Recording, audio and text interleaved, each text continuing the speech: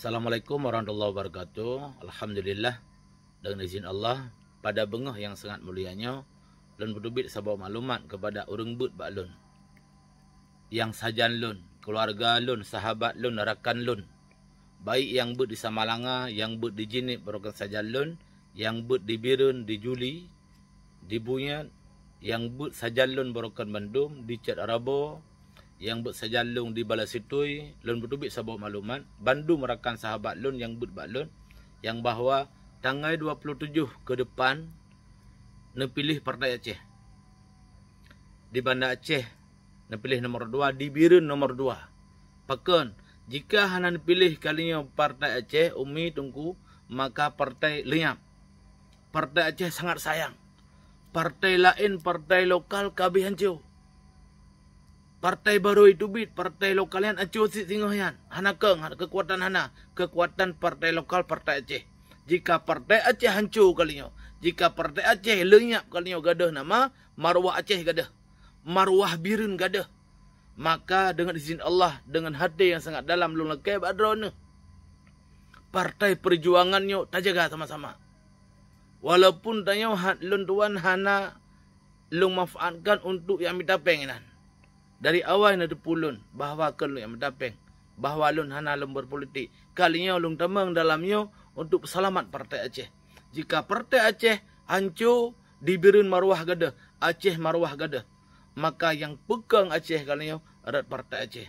Jika Partai Aceh hancur, hali partai lokal habis. Padahal hak istimewa diberi kepada Aceh. Hana di provinsi lain partai lokal. Tok di Aceh dan Papua, partai lokal ibi hak istimewa. Jika hanagat tak jaga, hanagat apa-apa, hancur Partai Aceh kalinya, partai lokal hana di perang dalam ke depan. Bahaya. Maka urang yang sajan lun, rakan lun, saudara lun, jamaah yang but bak lun dimanapun, urang drone maklumat dari lun, drone keluarga drone, saudara drone, imbau siga yang bahawa lun yang imbau supaya betul-betul bak tanggal 27-nya ne pilih nomor 2. Ben harap sepupu. Ino lengkalan politik kapanas. Dia berjanjinya, dia berjanji PKH bermacam dia berjanji. Dibagi peng urang drone pet mata. Pet mata ne bayangkan waktu lun mandang bak nomor 2 di Birun, nomor 2 di Banda Aceh. Bismillahirrahmanirrahim. Maka dengan izin Allah, nepu menang oleh Allah Partai Aceh, nebut marwah oleh Allah Partai Aceh kalinya. Hana tarak sepupu bet nekalan kepada lapangan. Sinyo padi, sinyo meno, sijih mede, bet nekalan kalinya. Nekalan wadah lun. Demi tak selamat partai. Partai mandang nak selamat Partai Aceh. Jika Partai Aceh kagak ada, partai lokal hancur medum singa. Hana lihat hak istimewa kepada Aceh.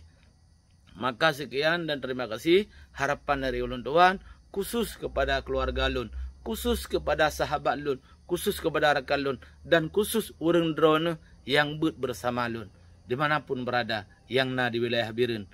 Jinib yang bersama lun berkan, di Samalanga yang but balun berkan, di Balasitu yang but balun berkan, di Juli no yang but balun berkan, maka sama-sama terpilih bak tanggal 27-nya adalah nomor 2 di Banda Aceh Muallim Dekfat, di Birunnya Bang Tunku Batik dan Bang Pringku.